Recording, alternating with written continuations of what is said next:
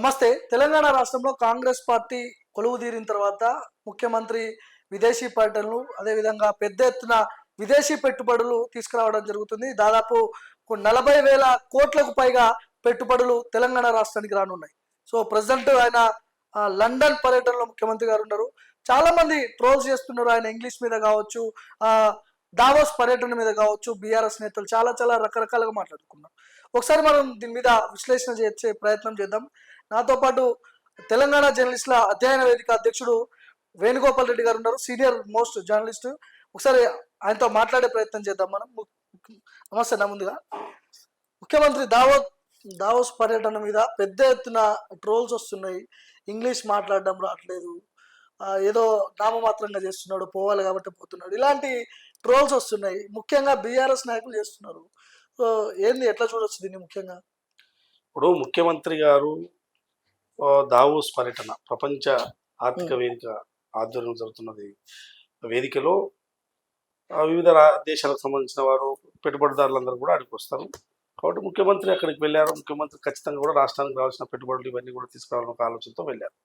So పెట్టుబడుల కోసం వెళ్ళారు, కానీ అక్కడ భాషా ప్రావీణ్యత పోటీల కోసం అయితే వెళ్ళలేదు. భాషా ప్రావీణ్యత పోటీల కోసం అయితే ఇక్కడ తెలంగాణలో చాలా మంది భాష మీద పట్టున్న వాళ్ళని, ఇంకెవరైనా ఉంటే ప్రొఫెసర్లను లేకపోతే పండితులను పంపేవాళ్ళు. దానికోసం వెళ్ళలే. సో పెట్టుబడుల కోసం వెళ్ళినప్పుడు ప్రభుత్వం సంబంధించిన అధికారులు, మంత్రులు వీళ్ళంతా వెళ్ళారు. సో అక్కడ పెట్టుబడులు ఎన్ని వచ్చినాయి అనేది ఇంపార్టెంట్, కానీ భాషకు సంబంధించిన చర్చ చేయకూడదు. అది బీఆర్ఎస్ వాళ్ళైనా ఇంకెవరైనా చర్చ చేయకూడదు. ఏముంది, ఆయన ఇంగ్లీష్లో పండితుడు కాకపోవచ్చు, కానీ ఇంగ్లీషు మాట్లాడగలుగుతున్నాడు, కన్వే చేయగలుగుతాడు, అర్థం చేసుకోగలుగుతున్నాడు. చాలా విదేశాలకు వెళ్ళినప్పుడు అదే మన ఇంగ్లీష్ మన మదర్ టంగ్ కాదు కదా. అంటే కేటీఆర్ మాట్లాడినంత ఫ్లోయింట్ గా రేవంత్ మాట్లాడలేకపోతున్నాడు, ఇలాంటి ట్రోల్ చేస్తున్నారు బాగా. ఇప్పుడు కేసీఆర్ మాట్లాడి ఏం తెచ్చిండు, ఈయన మాట్లాడకుండా ఏం తెచ్చిండు అనేది మనం చర్చ చేయాలి. ఇప్పుడు మీరు 4 సార్లు దావోస్ వెళ్ళారు, 4 సార్లు అదే వేదికకు మీరు వెళ్ళి ఇప్పటివరకు ఎన్ని లక్షల కోట్లు తెచ్చారు? కోసం మనం లేటెస్ట్ గా మీరు 2023లో కూడా వెళ్ళారు. మీరు తెచ్చింది ఎంత? 19,000 కోట్లు అని చెప్తున్నారు. ఇవాళ దాదాపు 40,000 కోట్ల వరకు పెట్టుబడులు రాష్ట్రానికి రప్పించారు అనేది ఆల్రెడీ అగ్రిమెంట్స్ అయిపోయినాయని చెప్తున్నారు. ఇప్పుడు అది ఇంపార్టెంట్ కదా. ఇప్పుడు కేటీఆర్ అంటే ఆయన ఇక్కడ కొంత కాన్వెంట్ స్కూల్లో చదువుకున్నాడు, ఆయన అమెరికాలో కూడా ఉన్నారు కదా కొన్ని రోజులు. అమెరికాలో 1 ఇయర్ నువ్వున్నా నేనున్నా అద్భుతంగా ఇంగ్లీష్ మాట్లాడతాం, ఏముంది, అలవాటు అయిపోతుంది కదా అమెరికాలో ఉంటే. మరి అట్లా మరి 5 ఏళ్ళ కొద్ది అమెరికాలో ఉంటే వస్తుంది, పెద్ద పని ఏం కాదు కదా ఇంగ్లీష్. ఏమన్నా అది పెద్ద పనే? ఇప్పుడు మరి ఆయన రేవంత్ రెడ్డి గారు అంటే గ్రామీణ ప్రాంతం నుంచి ఒక వ్యవసాయ కుటుంబం నుంచి ప్రభుత్వ పాఠశాలలో చదువుకున్నాడు. అద్భుతంగా ఆయనకున్న తెలుగుతో ఏదే కలిగిండో ముఖ్యమంత్రి కలిగిండు. ఆయన కూడా ఒకసారి అమెరికా 2 ఏళ్ళలో 3 ఏళ్ళలో పోయింటే నీకన్నా అద్భుతంగా ఆయన మాట్లాడతారు. ఇంగ్లీష్ కాదు ఇక్కడ ఇంపార్టెంట్. పెట్టుబడులు ఎన్ని వచ్చినాయి, మనకు ఎంత అభివృద్ధి జరుగుతుంది తెలంగాణ రాష్ట్రం అనేది ఇంపార్టెంట్. వచ్చి వాళ్ళు 15 రోజులనే ముఖ్యమంత్రి కాలేదు, ఇన్ని పెట్టుబడులు వచ్చినాయంటే దాన్ని మరి దీన్ని ఎట్లా అర్థం చేసుకోవాలి? ఇప్పుడు గతంలో ప్రతిపక్ష నాయకుడిగా రేవంత్ రెడ్డి గారు ఉన్నప్పుడు మోడీ అదానీ ఒకటే, మొత్తం మోడీ ఆస్తులన్నీ తీసుకుపోయి అదానికి కట్టబెడుతున్నాడు, ఇలాంటి విమర్శలన్నీ గతంలో పిసిసి చీఫ్ గా ఉన్నప్పుడు, ఇప్పుడు కూడా పిసిసి చీఫే కానీ ప్రతిపక్ష నాయకుడిగా ఉన్నప్పుడు పెద్ద ఎత్తున విమర్శలు చేసిండు, ఆరోపణలు చేసిండు. కానీ ఇప్పుడు అదే అదానితో పోయి అలాబైలా చేసుకుంటున్నాడు. బీజేపీ కేంద్ర నాయకుల్ని కలుస్తున్నాడు, హోంమంత్రిని కలుస్తున్నాడు, వాళ్ళందరినీ కలుస్తున్నాడు. సో ఏంటి దీని వెనుక ఏమైనా క్లారిటీ ఇచ్చే ప్రయత్నం చేస్తారు? నాకు హోంమంత్రిని కలవద్దా? కేంద్ర హోంమంత్రిని కలవచ్చు కదా, తప్పే ఉంది. కేంద్రంలో ప్రభుత్వం ఉన్నప్పుడు కేంద్ర ప్రభుత్వం నుంచి మనం పనులు తెచ్చుకోవాలి కదా. రాష్ట్రానికి అభివృద్ధి కార్యక్రమాలు తెచ్చుకున్నప్పుడు కేంద్ర ప్రభుత్వం డెఫినెట్ కలవాలి, ప్రధానమంత్రి కలవాలి, కేంద్ర హోంమంత్రి కలవాలి, అందరూ కలవాలి. ఓకే, మీరు అన్న మాటలు దావోస్ లో అదానీ కలిసిండు అంటే అదానీ వీళ్ళ దగ్గరికి వచ్చింది పెట్టుబడులు పెడతారు. ఇప్పుడు దావోస్ లో పెవిలియన్స్ అన్ని ఉంటాయి అక్కడ, మొత్తం అన్ని వివిధ దేశాలకు సంబంధించింది ఎవరెవరు పెట్టుబడులు కావాలో ఆ పెవిలియన్స్ కి అందరూ వస్తుంటారు. పెట్టుబడులదారులు మేము మీ రాష్ట్రంలో పెడతాం, మీ దేశంలో పెడతాం, రకరకాలుగా పెడతామని వస్తుంటారు. అందులో భాగంగా అదాని తెలంగాణ పెవిలియన్కి వచ్చింది.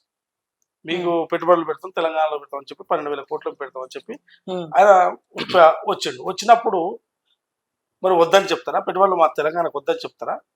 చెప్పరు కదా. ఇప్పుడు అదాని మీద వీళ్ళు చేసిన ఆరోపణలు ఏంది? దేశ ప్రధానమంత్రి అంటే ఇప్పుడున్న బీజేపీ ప్రభుత్వం అప్పనంగా ఆయన గుణంజాలు అప్పచెప్తుంది, ప్రభుత్వ కేంద్ర సంస్థలను అప్పచెప్తుంది, ఇది దీనికి మేము వ్యతిరేకము అని చెప్పి రాహుల్ గాంధీ గారు ఇప్పుడు కూడా విమర్శిస్తున్నాడు, ఇప్పుడు కంటిన్యూ కూడా చేస్తున్నాడు. సో రేవంత్ రెడ్డి గారు కూడా విమర్శించారు.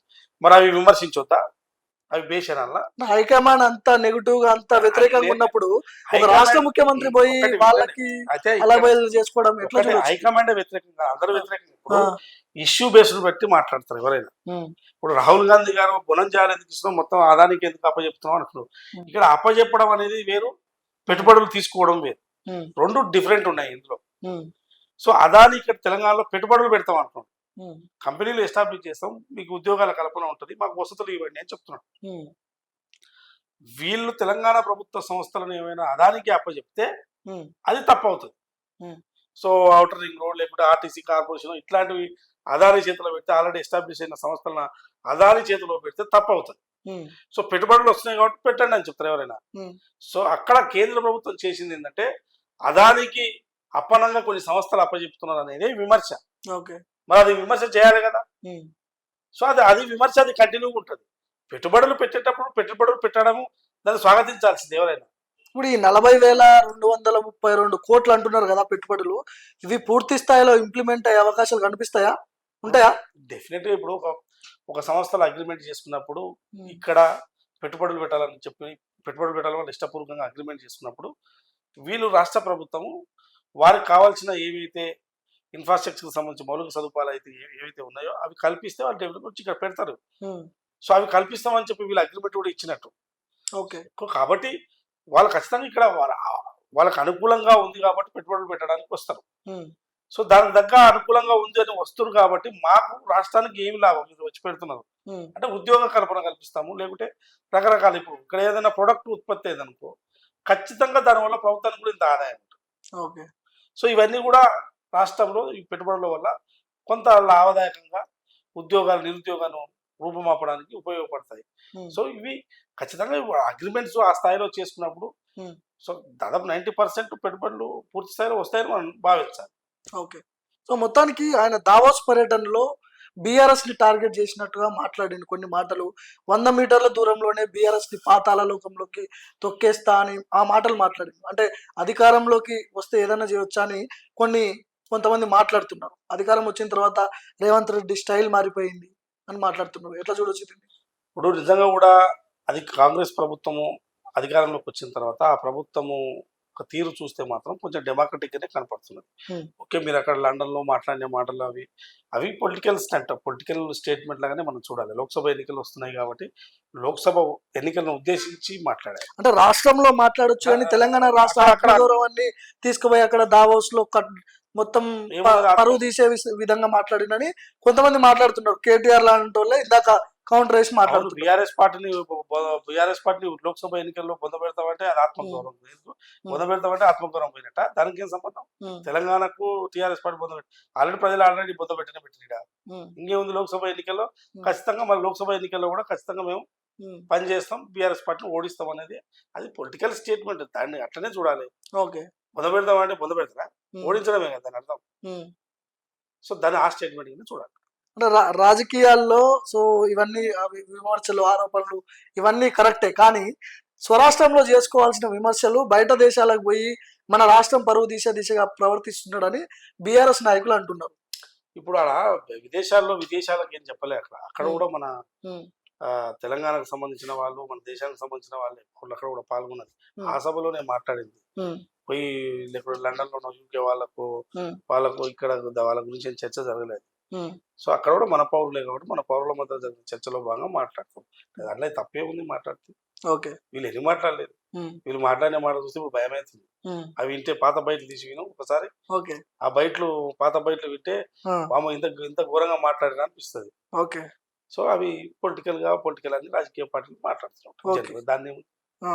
సో మొత్తానికి 6 గ్యారంటీలు 5 డిక్లరేషన్లు ఇవన్నీ చెప్పి అధికారంలోకి వచ్చారు. 6 గ్యారంటీలు 7 లక్షల కోట్ల అప్పు తెలంగాణలో ఉంది. ఎట్లా ఇంప్లిమెంట్ అయితే రేవంత్ రెడ్డి ముందున్న సవాళ్ళు చాలా ఉన్నాయి. 100 రోజుల్లో కంప్లీట్ చేయొచ్చా, సాధ్యమైతాయా, ఏంది అసలు? ఇప్పుడు 6 గ్యారంటీలకు సంబంధించి మాకు 100 రోజుల సమయం కావాలని వాళ్ళు చెప్పారు. ఓకే, వాళ్ళ 100 రోజుల సమయం తీసుకుని కానీ ఎక్కువ సమయం తీసుకోవాలి, ఇంకో 6 నెలలు తీసుకోవాలి. ఎందుకు అంటే 6 గ్యారంటీలు అనే దాంట్లో ఆల్రెడీ 2 ఇంప్లిమెంటేషన్ అయిపోయినాయి. బస్సు ఫ్రీ కానీ గ్యాస్ కు సంబంధించి కానీ ఇవి పెద్ద బర్డెన్ కాదు. వాళ్ళు ఇచ్చిన మహాలక్ష్మి 2,500 సంబంధించి అది కొంత ఆర్థికంగా భారం అవుతుంది. కానీ నేను ఏమంటే ఇవన్నీ ఇంప్లిమెంట్ కావడానికి ఆ ప్రభుత్వం యొక్క ప్రయారిటీస్ బట్టి ఇంప్లిమెంట్ చేయొచ్చు. ఇప్పుడు అనవసరమైన ఖర్చులు పెడితే ఈ ప్రయారిటీస్ అనేది ఫుల్ఫిల్ కావు. ఇప్పుడు కొన్ని అప్పులు తెచ్చి ప్రాజెక్టులు కట్టారు, అవి కుంగిపోయినాయి. ఇప్పుడు కాళేశ్వరం ప్రాజెక్టులు కుంగిపోయినాయి. ఈ అప్పులు తెచ్చి ప్రాజెక్టులు కట్టి ఒక పద్ధతి లేకుండా, ఒక ప్లాన్ లేకుండా, డిజైన్ లోపల కట్టడం వల్ల నష్టమే జరిగింది కదా, లాభం ఏం లేదు కదా. సో ఇట్లాంటివన్నిటి కూడా ప్రయారిటీస్ పెట్టుకోకుండా తక్కువ ఖర్చుతో ఎంత ఎక్కువ ఇరిగేషన్ ఇవ్వగలిగిన ప్లాన్ తయారు చేసుకొని ఇట్లాంటి ముందుకు వెళ్తే నీకు ప్రయారిటీస్ లో డబ్బు ఖర్చు తక్కువ అవుతుంది ప్రాజెక్టుల విషయంలో. ఇక మేము ఎక్కడైనా డబ్బులు ఉన్నాయి కదా అని చెప్పి అప్పులు తెచ్చారు కూడా ఇట్లాంటివి చేయకుండా ఉంటే ఈ ప్రాజెక్ట్ ఇంప్లిమెంట్ చేయడానికి చాలా ఈజీ. ప్రయారిటీ ఇప్పుడు సెక్రటరియట్ ఉంది, సెక్రటరియట్ మంచిగా ఉన్న సెక్రటరియట్ కూలగొట్టి కట్టారు, దానికి మళ్ళీ 1500 కోట్లు ఏం లాభం? ఇట్లాంటి కూలగొట్టి కట్టుడు అనవసరమని చేస్తే దీనివల్ల వృధా ఖర్చు అవుతుంది. ఈ వృధా ఖర్చు తగ్గించుకుంటే ఈ పెట్టిన 6 గ్యారెంటీస్ పెద్దగా ఇష్యూ కాదు. అంటే బడ్జెట్ సరిపోతుందా? బడ్జెట్ సరిపోతే వాళ్ళు లేనిదే హామీలు ఇస్తారా? ఇంప్లిమెంట్ చేసేటప్పుడు ప్రభుత్వాలకు చిత్తశుద్ధి ఉండాలి అంటే దానికి ఏమైనా అర్థం ఉంది. ఓకే, వాళ్ళు ఇచ్చిన హామీల పట్ల ఇంప్లిమెంట్ చేయడానికి చిత్తశుద్ధి ఆ ప్రభుత్వాలకు ఉండాలి అని అంటే దానికి ఆ స్టేట్మెంట్కి అయితే ఒక విలువ ఉంటుంది. ఊళ్ళకి అందని అంటే మరి ఓల్డ్ ఏజ్ పెన్షన్స్ 6000 ప్రకటించారు తప్ప ఇవ్వడం ఆ ఓల్డ్ ఏజ్ పెన్షన్స్ ఇవ్వాలి కదా. మహిళలకు 2500 ఇస్తామంటున్నారు, గృహాలకు వాళ్ళు కొనుగోలు శక్తి పెంచడానికి ఇస్తామంటున్నారు. అంటే వాళ్ళు ఖర్చు పెట్టుకోవద్దా? సంపాదించే వాళ్ళు సంపాదిస్తారు. అభివృద్ధికి సంబంధించి నువ్వు ఏ రూపంలో చేయాలనుకున్నప్పుడు రకరకాలుగా ఉంటాయి. ఇప్పుడు వాళ్ళ దగ్గర కొనుగోలు శక్తి లేనప్పుడు ప్రభుత్వమే వచ్చిన ఆదాయ ఫలాలందరికీ పంచాలి, డబ్బును పంచాలి, తప్పే ఉంది. కేటీఆర్ ఒక స్టేట్మెంట్ లో ఈ నెల నుంచి కరెంటు బిల్లులు ఎవరు కట్టొద్దు తెలంగాణ రాష్ట్రంలో, గృహలక్ష్మి కింద సోనియమ్మ కడుతుంది, మీరెవరు కూడా కరెంటు బిల్లులు కట్టొద్దు, ఒకవేళ కట్టమని అధికారులు ఒత్తిడి చేస్తే మీరు కాంగ్రెస్ మీద తిరగబడండి అని స్టేట్మెంట్ ఇచ్చిండు. ఎట్లా చూడాలి? ఇప్పుడు గృహలక్ష్మికి సంబంధించి 200 యూనిట్లు ఫ్రీ అని చెప్పి కాంగ్రెస్ పార్టీ మేనిఫెస్టోలో పెట్టింది. వాళ్ళు అమలు చేస్తామని వాళ్ళు అంటారు. వాళ్ళు సమయం కావాలన్నారు. 200 యూనిట్లు ఫ్రీ అని, 200 యూనిట్ల వరకు ఫ్రీ. కానీ ఒక ప్రభుత్వ కరెంటు బిల్లులు కట్టొద్దని చెప్పలే వాళ్ళు. 200 యూనిట్ల వరకు ఫ్రీగా వాడుకున్నని మేనిఫెస్టోలో పెట్టింది. అవును. సో తదుపరి వచ్చే స్లాబ్ ఏదైతే ఉందో దానికి బిల్లు కట్టాల్సిందే కదా. 200 యూనిట్లు వాడుకునే వాళ్ళు దాన్ని లెస్ చేసి మిగతా బిల్లు కట్టాల్సిందే. సో ఈ నెల నుంచి అమలు చేస్తారు, ప్రభుత్వం అమలు చేస్తుంది. ప్రభుత్వం ఇప్పుడే అమలు చేయాలి, రేపే అమలు చేయాలి. ప్రెజర్ నువ్వు చెయ్యి, ప్రతిపక్ష పార్టీగా ప్రెజర్ చెయ్యి. ప్రజలు బిల్లులు కట్టొద్దు, ఇది కట్టొద్దు అని అంటే మీరు గతంలో రుణమాఫీ చేస్తామని చెప్పారు, చేసిరా? రైతులకు రుణమాఫీ, దాన్ని కూడా మేము ఇప్పుడు ఆ రుణమాఫీ విషయం కూడా ముఖ్యమంత్రి రేవంత్ రెడ్డి మీదనే రుద్దుతున్నారు కదా. గతంలో రేవంత్ రెడ్డి ఒక లేఖ రాసిండు, దాని వల్లనే రైతు బంధు ఆగిపోయింది. ఇలాంటి మాటలు హరీష్ రావు మాట్లాడిండు కదా మాజీ మంత్రి. సో ఎట్లా మరి రైతు బంధు అయినా ఏదైనా వాళ్ళు నెలాఖరు వరకు రైతు బంధు కూడా పడుతుందని చెప్తున్నారు. ఇక్కడ మొత్తం అప్పుల కుప్ప అయిందని చెప్పి నిన్న మన దాకా చెప్పారు కదా. ఇన్ని అప్పులు ఎవరు చెప్పని కూడా చెప్పలే కదా. 2 లక్షలు 3 లక్షలు అని చెప్పారు కదా. 3 లక్షల కోట్లే అంటుడు. అదే ప్రభుత్వం మారినాక తెలిసింది 7 లక్షల కోట్ల అప్పులు ఉన్నాయని. మరి ఇవన్నీ చెప్పలే కదా. వాళ్ళ అంచనాలు 3 లక్షల కోట్లకి వేసుకున్నారు. కానీ మొత్తం పుస్తకం తెరిస్తే మొత్తం 7 లక్షల కోట్లు ఉన్నాయి. సో కాబట్టి ఇవన్నీ ప్రతిపక్ష పార్టీగా మీరు ఏమంటారు, ప్రెజర్ పాలిటిక్స్ చేయొద్దని కాదు. కానీ ఏది అమలు అవుతుంది, ఎట్లా అమలు అవుతుంది అనేది ఒక ప్రభుత్వానికి ఒక ప్రాతిపదిక ఉంటుంది. 5 ఏళ్ళు వాళ్ళకి ప్రభుత్వం ఇచ్చారు. 5 ఏళ్లలో అన్ని ఇంప్లిమెంట్ చేసుకొని పోవాల్సిన బాధ్యత వాళ్ళ పైన ఉన్నది. సో నువ్వు ఇప్పుడే వచ్చినావు మొత్తం ఒకటేసారి చేయంటే కుదరదు కదా.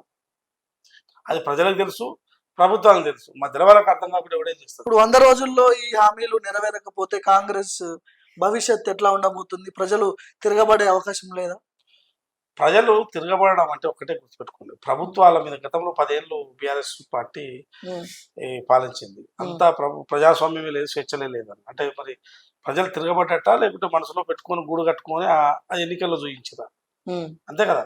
వ్యతిరేకత అంతా కూడా మనసులో గూడు కట్టుకున్నది వ్యతిరేకత ఎన్నికల్లో చూపించారు. రేపు ఈ ప్రభుత్వాన్ని అయినా కానీ చేసిన హామీలు నెరవేర్చకపోతే ప్రజలు మళ్ళీ ఎన్నికల్లో బుద్ధి చెప్తారు ఎవరికైనా. కాబట్టి వీళ్ళకు సమయం వచ్చి 2 నెలలు కూడా కాలేదు, అప్పుడే తిరగబడతారు, చేస్తారు. మిమ్మల్ని కరెంటు బిల్లులు కట్టొద్దు, ఇది కట్టొద్దు అని అంటే అది ఇవన్నీ కూడా ప్రజలు రిసీవ్ చేసుకుంటలేరు. వీళ్ళకి ఇంకా అర్థమవుతలేదు. వీళ్ళకి ఏంటంటే ఇది ఇప్పటికే అహంకారంతోనే ప్రభుత్వం పోయిందంటే ఇంకా అహంకారాన్ని ప్రదర్శిస్తుంది. ఇప్పుడు వద్దు, మీరు ప్రదర్శించకండి, కనీసం 6 నెలలు టైం ఇయ్యరు ప్రభుత్వానికి. ఉమ్, 6 నెలల తర్వాత మీరు ఏదైనా ప్రశ్నించినా కానీ ప్రజల నుంచి మీకు రెస్పాన్స్ వస్తుంది. ఉమ్, ఇప్పుడు రాదు. ఉమ్. లోక్సభ ఎన్నికలకు వచ్చేసరికి ఆల్మోస్ట్ నోటిఫికేషన్ కూడా దగ్గరలో ఉంది. లోక్సభ ఎన్నికల నోటిఫికేషన్ రాబోతుంది. తెలంగాణలో బీజేపీ వర్స్ కాంగ్రెస్ ఉండబోతుంది. బీఆర్ఎస్ భూస్థాపితమే అని కొంతమంది రాజకీయ విశ్లేషకులు చెప్తున్నారు. ఏంటి భవిష్యత్ ఏంటి బీఆర్ఎస్ ది? కాంగ్రెస్ బీజేపీ ఎట్లా పర్ఫామ్ చేయబోతున్నాయి తెలంగాణలో? ఇప్పుడు లోక్సభ ఎన్నికలు ఎట్లుంటాయంటే జనరల్ గా కూడా ఇవి నేషనల్ పర్సెప్షన్ లో ఎన్నికలు జరుగుతాయి. ఈ నేషనల్ పర్సెప్షన్ లో ఎన్నికలు జరిగినప్పుడు ప్రాంతీయ పార్టీలు కొట్టుకపోతాయి ఇలా. సో అందులో భాగంగా బీఆర్ఎస్ పార్టీ ప్రాంతీయ పార్టీ, అది భారత రాష్ట్ర సమితి ప్రాంతీయ పార్టీ. సో నేషనల్ పర్సెప్షన్ లో బీఆర్ఎస్ పార్టీ రోల్ ఏందనేది ప్రజలు ఆలోచిస్తారు. సో అందులో భాగంగా బీజేపీ వర్సెస్ కాంగ్రెస్ ఎన్నికలు జరుగుతాయి అనేది ఒక చర్చ ఉన్నది. వాస్తవానికి కూడా ఆ ఫీలర్ తెలంగాణలో కొంత కనపడుతున్నది. దాదాపు 10 సీట్ల వరకు, 10 కాకపోయినా 9 సీట్ల వరకు అయితే బీజేపీ వర్సెస్ కాంగ్రెస్ ఎన్నికలే జరుగుతాయి తెలంగాణలో. మిగతా సీట్లలో బీఆర్ఎస్ వర్సెస్ కాంగ్రెస్ జరుగుతాయి. సో ఓవరాల్ గా కాంగ్రెస్ పార్టీ అన్ని సీట్లలో ఈ 2 పార్టీలకు పోటీ ఇస్తుంది. ఓకే. సో కాబట్టి నేషనల్ పర్సెప్షన్ లో బీఆర్ఎస్ పార్టీ కొంత వెనుకబడే అవకాశం ఉంది. ఓట్ షేర్ పర్సెంట్ కూడా బీజేపీకి ఎక్కువ వచ్చే అవకాశం ఉందనేది మనకు వస్తున్న అంచనాలు, ప్రజల నుంచి వస్తున్న, గ్రౌండ్ నుంచి వస్తున్న అంచనాలు. ఓకే. సో కాబట్టి ఆ ఎన్నికలు ఈ నేషనల్ పర్సెప్షన్ చూస్తాం. కానీ ప్రాంతీయ పార్టీలను అంత ఈజీగా వదులుకుంటారు తెలంగాణ ప్రజలు? ఎందుకంటే చాలా సెంటిమెంటల్ ఉంటారు కదా మన వాళ్ళు. తెలంగాణ తెచ్చుకున్నాము, కొట్లాడినాము, అమరవీరులు 1200 మంది చనిపోయారు, త్యాగాలు, ఇవన్నీ గుర్తురావా వాళ్ళకి, ప్రజలుగా? ఇప్పుడు నేనేమన్నా అంటే గుర్తొస్తే మన ఎందుకు ఓడిపోయారు? ప్రాంతీయ పార్టీ పోయి కదా ఓడిపోయింది. జాతీయ పార్టీ కాంగ్రెస్ పార్టీ కదా గెలిచింది. సో ప్రాంతీయ పార్టీ జాతీయ పార్టీ కన్నా కూడా వీళ్ళు చేసిన పాలన తీరును బట్టి వాళ్ళు ఓడిపోయారు ఎన్నికలు. సో ఇవాళ నేషనల్ ఎన్నికలు అంటే లోక్సభ ఎన్నికలు వచ్చినప్పుడు అది జాతీయ వాదంతో జరిగే ఎన్నికలు కాబట్టి రేపు పార్లమెంట్లో రేపు ఎవరు ప్రధానమంత్రి అవుతారు, బీజేపీ అవుతుందా కాంగ్రెస్ అవుతుందా అనేది ఒక పర్సెప్షన్ కనపడుతుంది. అది రాహుల్ గాంధీ లేకుంటే మళ్ళీ నరేంద్ర మోడీ తిరిగి అవుతాడా అనేది ఎన్నికల చర్చ జరిగినప్పుడు ఇక్కడ వీళ్ళు ఉండరు ఆ చర్చలో. ఓకే. అందుకోసమే రేపు లోక్సభ ఎన్నికల్లో వెనుకబడుతుంది బీఆర్ఎస్ అనేది స్పష్టంగా అందరూ చెప్తున్నా విషయం. బీఆర్ఎస్ ఎమ్మెల్యేలు కూడా చాలా మంది రాజీనామాలు జరగబోతున్నాయి. మరి కొద్ది రోజులు ఎలక్షన్స్ కి ముందు, లోక్సభ ఎన్నికలకు ముందు రాజీనామాలు జరుగుతున్నాయంట. కాంగ్రెస్ లోకి జాయిన్ అవుతున్నారంట కీలక నేతలు, మాజీ మంత్రులు కూడా ఉన్నారంట. దీనికి సంబంధించిన ఏమన్నా సమాచారం ఉందా మీ దగ్గర? చర్చ అయితే జరుగుతుంది. మరి ఇప్పుడు ఒకటి, కాంగ్రెస్ పార్టీలోకి చాలా మంది ఎమ్మెల్యేలు రావాలని ఒక ఆలోచన ఉన్నది. వాళ్ళు గతంలో కాంగ్రెస్ లో ఉండొచ్చు, కొంతలో టీడీపీలో ఉండొచ్చు. వాళ్ళే ఎక్కువగా మళ్ళీ తిరిగి కాంగ్రెస్ లోకి పోదామని ఒక ఆలోచన చేస్తున్నట్టుగా అర్థమవుతుంది. అంటే వస్తున్న వార్తలను బట్టి కానీ వాళ్ళు చేస్తున్న వ్యవహారం కానీ. కాకపోతే కాంగ్రెస్ పార్టీ ఇప్పటికిప్పుడే ఎమ్మెల్యేలు తీసుకునే పరిస్థితి కనపడతలేదు. ఒకవేళ నిజంగానే రావాలి అనుకుంటే, ఎవరైనా రావాలి అనుకుంటే దాన్ని ఏ రూపంలో తీసుకోవాలనేది వాళ్ళు కూడా ఆలోచన చేసుకుంటారు కదా. సో కొంతమంది లోక్సభ ఎన్నికల్లో పోటీ చేయాలనుకుంటున్నారు. సో వాళ్ళు అట్లాంటి వాళ్ళు ఎవరైనా రిజైన్ చేస్తుండొచ్చు మీరు అంటున్నట్టు. కొత్తగా నాకు కూడా ఈ మధ్య కాలంలోనే వినపడుతున్న విషయం ఏంటంటే కొంతమంది బీఆర్ఎస్ వాళ్ళే ఎంపీలుగా పోటీ చేస్తారు, బీఆర్ఎస్ వాళ్ళే వచ్చి కాంగ్రెస్ పార్టీ తరఫున ఎంపీలుగా పోటీ చేస్తారు, ఎమ్మెల్యేలు ఉన్న వాళ్ళు అని అంటున్నా. డెఫినెట్ గా వాళ్ళు రిజైన్ చేసి ఎంపీలుగా పోటీ చేయాల్సి ఉంటుంది. ఓకే. కాబట్టి అట్లా ఎంతమంది పోటీ చేస్తారనేది ఇంపార్టెంట్. ఇప్పుడు ఎంతమంది రాజీనామాలు చేస్తే అన్ని బై ఎలక్షన్లు వస్తాయి కదా, తర్వాత వస్తాయి కదా, లోక్సభ ఎన్నికల తర్వాత వస్తాయి. అవి నిజంగా వాస్తవమా కాదని తెలియదు. ఇప్పుడు వస్తున్న వార్తలను బట్టి మనకు అర్థమవుతుంది. వార్తలు కాదు, అది కొంత చర్చ జరుగుతున్నది. ఓకే. మీరు చెప్తున్నట్టు చర్చ జరుగుతున్నది. ఆ చర్చ ఎంతవరకు ఫలిస్తాయి అనేది ఎన్నికలు దగ్గర పడుతున్న కొద్దీ తెలుస్తుంది. ఎందుకంటే ఎన్నికలు ఎట్లుంటాయంటే దగ్గర పడుతున్న కొద్దీ అన్ని బయటపడతాయి. ఇప్పుడు మనకు అసెంబ్లీ ఎన్నికల్లో దగ్గర పడుతున్న కొద్దీ టకాటక 10-15 రోజుల్లో కొత్త అందరు కాంగ్రెస్ పార్టీలో జాయిన్ అయ్యారు, వాళ్ళంతా గెలిచిపోయారు. రేపు కూడా కొంతమంది బీఆర్ఎస్ పార్టీలో ఎమ్మెల్యేలు ఉండి ఏం చేస్తాము, అధికార పార్టీలో పోయి ఎంపీలు అయితే బాగుంటుంది కదా కూడా ఆలోచన చేసే వాళ్ళు ఉంటారు. సో అట్లా వారికి ఎవరికైనా కాంగ్రెస్ పార్టీ ఎంపీలుగా అవకాశం ఒకరికో ఇద్దరికో కల్పించింది అనుకో, ఓ ఇద్దరు ఎమ్మెల్యేలు రాజీనామా చేయాలి, ఒకరు కాకుండా ముగ్గురు అనుకో, ఎమ్మెల్యేలో ముగ్గురు రాజీనామా ఎంపీగా పోటీ చేస్తే ఎమ్మెల్యేలు రాజీనామా చేయాలి కదా. ఓకే. సో అది జరిగే అవకాశం ఉంటుంది. సో అట్లా ఏమైనా ఉంటే ఉండదు, ఉందని ఏదో లేదు, ఎట్లా వస్తుంది బయటికి వార్త. అయితే ముఖ్యమంత్రి రేవంత్ రెడ్డి గారు కేసీఆర్ ని కూడా టార్గెట్ చేసి మాట్లాడినట్టుగా కొంత ఉన్నది. రీసెంట్ గా పులి బయటికి వస్తే పులి బోన్లోనేసి చెట్టుకి ఎలాడి తీస్తాము, ఆ రోజు కూడా దగ్గరలో ఉన్నాయని కూడా మాట్లాడు. ఎంతైనా మాజీ ముఖ్యమంత్రి కదా కేసీఆర్ ని అట్లా అనడం ఎంతవరకు సమంజసం? ఇప్పుడు పులి బయటకు వస్తుంది అన్న లేవు, కేటీఆర్, హరీష్ రావు ఇలాంటి వాళ్ళు అన్నారు కదా. ఇక మరి పులి అన్నప్పుడు పులి బయటకు వచ్చినప్పుడు వీళ్ళు ఊరుకుంటారా? ఉమ్, దాన్ని బోన్లో వేయాలి కదా. ఉమ్, సో వాళ్ళు అన్నది కాన్సెప్ట్ ఏంటంటే బోన్లో వేస్తామని చెప్తున్నారు. ఉమ్, పులి బయటకు మేము కూడా ఆ పులి కోసం చూస్తున్నాం, ఉమ్, ఆ పులి వస్తే బోన్లో వేస్తామని చెప్తున్నారు. ఉమ్, అది తప్పేముంది? మరి పులి బయట తిరిగితే మంచిది కాదు కదా. ఉమ్, మంచిదా? ఓకే. సమాజానికి మంచిది కాదు కదా పులి బయట తిరిగితే. ఉమ్, సో దాన్ని బోన్లో పెట్టాల్సిందే. ఉమ్. సో ఆ కాన్సెప్ట్ లో వాళ్ళు మాట్లాడారు. వాళ్ళు పులి అన్నారు, వీళ్ళు బోన్లో వేస్తున్నారు. అన్న తప్పేమున్నది? ఇప్పుడు దీంట్లో రేవంత్ రెడ్డి అధికారంలోకి వచ్చిన తర్వాత, ముఖ్యమంత్రి అయిన తర్వాత, కాంగ్రెస్ కొలువు తీరిన తర్వాత బీఆర్ఎస్ నాయకుల మీద కక్ష సాధింపు చర్యలు ఉంటాయని కొంతమంది అంటున్నారు. బీఆర్ఎస్ వాళ్ళే అంటున్నారు. అలాంటి ఏమైనా ఉండొచ్చా?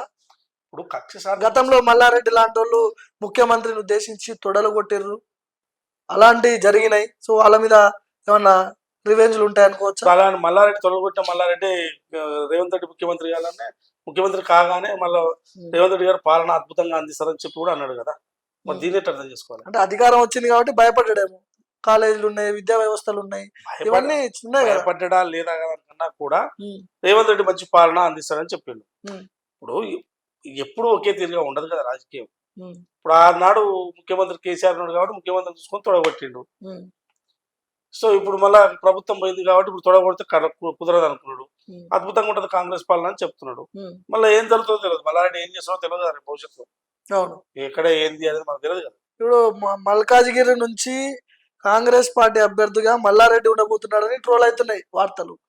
ఇంకా అది నాకు తెలియదు. ఆ, మల్లారెడ్డి ఉండడా నాకైతే తెలియదు. అది తెలియని దాని గురించి ఆ, మాట్లాడడం కరెక్ట్ కాదు. వస్తుంది, ట్రోల్ అవుతుంది వాస్తవం, కానీ ఉమ్. అది మనకు తెలియదు. మరి మల్లారెడ్డి కాంగ్రెస్ లోకి వస్తాడని అది ఎంతవరకు తెలియదు, నాకు తెలియదు. Okay, right. మొత్తానికి ఓవరాల్ గా ఈ 6 గ్యారంటీలు, 5 డిక్లరేషన్లు, 100 రోజులు, ఏడాదిలోపు 2 లక్షల ఉద్యోగాలు, ఇవన్నీ సాధ్యమవుతాయా లేదా? సాధ్యం కాకపోతే ఎలాంటి పరిస్థితి ఉంటుంది కాంగ్రెస్ కి? మీరు ఏం చెప్పదలుచుకున్నారు? ఏం చెప్తారు? ఇప్పుడు సాధ్యమవుతాయా కాదని, సాధ్యం కాదు అనేటోళ్లకు ఒక ప్రశ్న. ఉమ్, 2 లక్షల ఉద్యోగాలు అయితే ఖాళీలుగా ఉన్నాయి కదా, అవి ఇవ్వాలి కదా. ఉమ్. ఆల్రెడీ కేటీఆర్ 1,60,000 ఉద్యోగాలు భర్తీ చేసినామని చెప్తున్నాడు కదా. భర్తీ చేస్తే మరి 2 లక్షల ఉద్యోగాలు వీళ్ళు ఎట్లా ఖాళీగా ఉన్నాయని చెప్తున్నారు. ఉమ్, మేము భర్తీ చేస్తామంటారు కదా 1 year లో. చేస్తే తప్పేముంది? ఉమ్, సో ఏది ఆగదు. ప్రభుత్వాలకు ఇచ్చిన హామీల పట్ల చిత్తశుద్ధి ఉంటే అన్ని కొనసాగుతాయి. సో వాళ్ళకు ప్రయారిటీస్ మారుతున్నప్పుడు ప్రయారిటీస్ మార్చుకుంటే ఏవి జరగవు. ఇవాళ జాతీయ పార్టీ కాంగ్రెస్ పార్టీ. సో ఆ పార్టీ ప్రభుత్వం అధికారంలో ఉంది కాబట్టి వాళ్ళు ఊరికనే ప్రయారిటీస్ మార్చుకోరు. ఉమ్, ప్రాంతీయ పార్టీ లాగా వన్ మెన్ షో ఉండదు. ఒక నిర్ణయం తీసుకున్నామంటే, ఒక విధానపరంగా నిర్ణయం తీసుకుంటే ఆ విధానాన్ని అమలు చేయడానికి శాయశక్తుల జాతీయ పార్టీలు ప్రయత్నం చేస్తాయి. ఇది ఓకే. వాళ్ళ ఇంట్లో కూర్చొని ఇంట్లోనే పాలన కొనసాగాలి. ఉమ్, కాకపోతే ప్రాంతీయ పార్టీలకు జాతీయ పార్టీలకు తేడా ఉంటుంది. డెఫినెట్గా చేస్తారు. వాళ్ళు వచ్చే 2 నెలలు కాలేదు, వాళ్ళు ఎంబడివాడు ఇవి ఇది చేయలేదు అది చేయలేదు అని మనం మాట్లాడడం కూడా కరెక్ట్ కాదు. సో ఇది మొత్తానికి వేణుగోపాల్ రెడ్డి గారితో స్పెషల్ ఇంటర్వ్యూ. మొత్తానికి లోక్సభ ఎన్నికలు సమీపిస్తున్న వేళ అధికార పార్టీ కావచ్చు, ప్రతిపక్ష పార్టీలు కావచ్చు, విమర్శలు ప్రతి విమర్శలు చేసుకుంటున్న నేపథ్యం కనిపిస్తా ఉంది. కాంగ్రెస్ వాజ్ బీజేపీగా ఉండబోతుంది లోక్సభ ఎన్నికలకు వచ్చేసరికి కూడా. రాజకీయ విశ్లేషకుల్లో కూడా చర్చ జరుగుతా ఉంది. చూద్దాం, వేచి చూడాల్సిందే మనం కూడా.